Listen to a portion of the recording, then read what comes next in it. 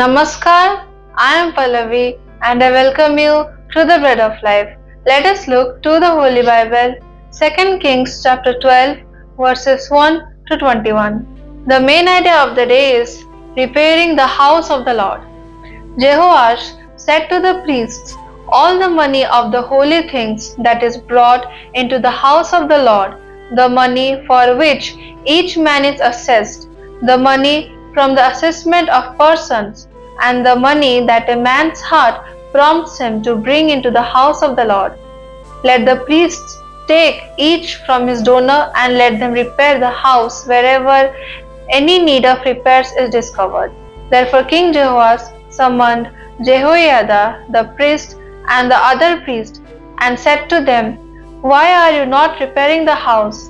Now therefore take no more money from your donors, but hand it over for the repair of the house.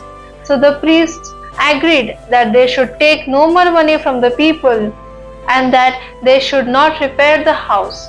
Then Jehoiada the priest took a chest and bored a hole in the lid of it and set it beside the altar on the right side, as one entered the house of the Lord. And the priests who guarded the threshold put in it all the money that was brought into the house of the Lord. And whenever they saw that there was much money in the chest, the king's secretary and the high priest came up and they begged and counted the money that was found in the house of the Lord. Then they would give the money that was weighed out into the hands of the workmen who had the oversight of the house of the Lord. And they paid it out to the carpenters and the builders who worked on the house of the Lord. Let's understand the word of God. The house of the Lord was where the people of Judah worshipped God. It was a key location of God's people.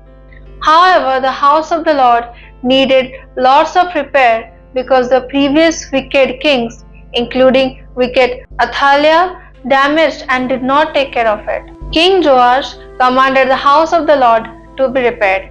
The repair in the hands of the priests was not progressing, so Joash had the people make separate offerings to the house of the Lord. All that money was used exclusively for repairs. Even today, meeting with God is what is most important for us. Consider whether there are places in your heart that are damaged and how you can repair them with God's help. May the Lord bless us with His holy word. Let's pray and practice. Dear God, thank you for your wonderful words. God, please help my love for you, my faith in you to grow each day. In Jesus' name I pray. Amen.